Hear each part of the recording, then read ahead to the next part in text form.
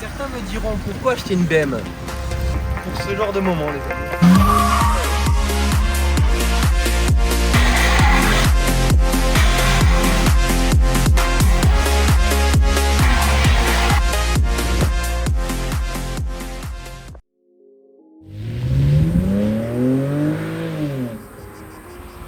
Et bonjour à tous, aujourd'hui on se retrouve pour une nouvelle vidéo.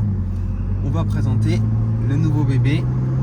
C'est un Z4 30i, donc c'est les deuxième génération, les modèles E89. Et celui-ci a le plus gros atmo, après ils sont passés sur le moteur turbo. C'est le 3 litres qui développe 258 chevaux, je crois, si je dis pas de bêtises. Donc pour ceux qui ont vu mes précédentes vidéos, ça reste dans la gamme de la TT.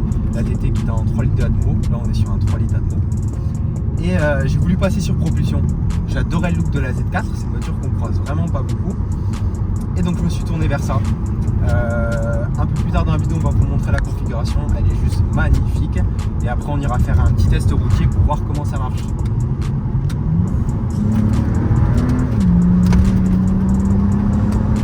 Et bien sûr, c'est un décapotable hardtop, donc toit dur. On va s'amuser à décapoter un peu, même s'il y aura peut-être un peu plus de prise au vent. Mais c'est aussi le plaisir de cette voiture pour entendre le beau 6 cylindres et profiter du soleil, hein, parce qu'on est dans le sud. Voilà le bébé de l'extérieur, donc elle est dans une super belle configuration. Ce bleu il s'appelle le TC Blue métallique. On a des très belles jantes.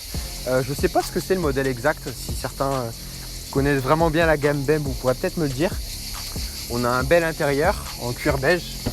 Je ne sais pas si c'est la maladie des cabriolets, mais le cuir colle un peu. Donc c'est la version en boîte auto, vous l'aurez peut-être vu au début de la vidéo, avec les palettes au volant. Bon, c'est pas aussi performant qu'une DSG, mais comme c'est pas une voiture destinée à la performance pure, donc les lignes de cette voiture elles sont juste magnifiques. Faut prendre un peu plus de recul pour les voir. En fait, ça part du capot, ça redescend, et à partir de l'aile, ça redescend aussi. En fait, les lignes elles se croisent, et pareil, il y a une continuité. Ça part du coffre, ça prolonge sur le toit, et ça finit sur le capot à l'avant. Et c'est une voiture qui, je trouve, est beaucoup plus belle capotée que décapotée. Même si décapotée, c'est un plaisir pour la conduite, les lignes de la voiture ressortent plus quand elle est capotée. Bon, on va décapoter la voiture et on va voir comment fonctionne un peu le 6 cylindres sur la route. Allez, c'est parti.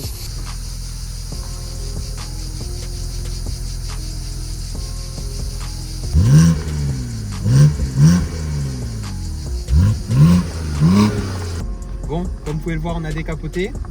On va aller faire un petit 0 à 100. On va voir comment se comporte la voiture. Bah, moi, je la connais déjà, mais au moins, on pourra retranscrire un peu ça via la vidéo. Ce qui est pas mal du tout sur cette voiture, c'est qu'elle a plusieurs modes de conduite et il y a une réelle différence entre les différents modes. En mode normal, la voiture a rien dans le sac, on va pas se mentir. Elle prend pas forcément bien les tours et la boîte de vitesse n'est pas du tout joueuse. Par contre, en mode sport plus, que ce soit la pédale ou même la rigidité des amortisseurs, j'ai l'impression qu'elle change. Et là, on retrouve vraiment la conduite sportive qui est destinée à ce moteur, ce bel atmo. Donc pareil, là je passe en mode séquentiel, on passe en mode sport ou sport plus. Et petit pont, on va voir ce que ça donne déjà.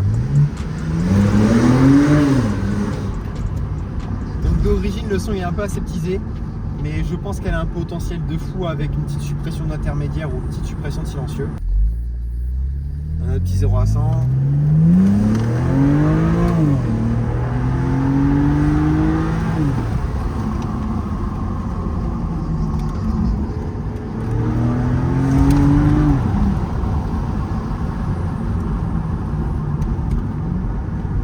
Donc ça marche dans les tours. C'est pas aussi rassurant que le Quattro, ni même efficace. Par contre, le son est vraiment bon. Mais sympa aseptisé.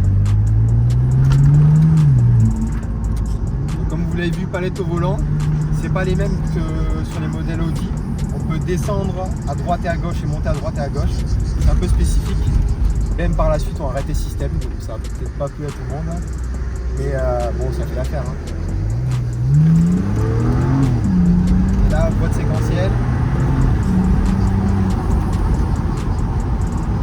Bon, certains me demanderont un peu le comparatif par rapport à la TT que j'avais, TT 3 litres 2. Pour être honnête avec vous, la TT est basée plus performance.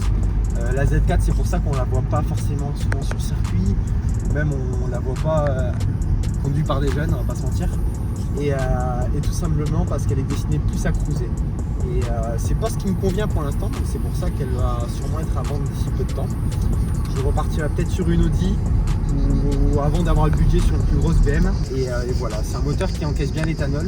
Là on a une reprogrammation FlexFull qui a été faite chez Horsepower à Port-Iragne. Je vous invite tous à aller jeter un petit coup d'œil à ce qu'il fait, c'est top. Je laisserai aussi en description les contacts pour si vous avez besoin de faire un devis ou quoi que ce soit, n'hésitez pas. Même si en termes de chevaux, la Z4 sort un peu plus de chevaux que la TT, à la conduite, on a l'impression que la TT est plus performante. Donc l'avantage c'est ProPu, donc on peut un peu s'amuser, c'est un peu plus joueur. Mais pour le châssis, pour le freinage, pour la boîte de vitesse, la TT est plus performante. On va faire une petite prise de son d'extérieur.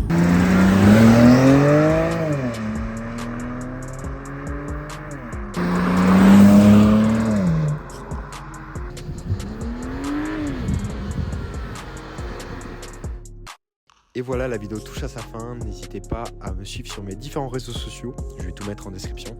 J'espère que la vidéo vous aura plu et moi je vous dis à la prochaine.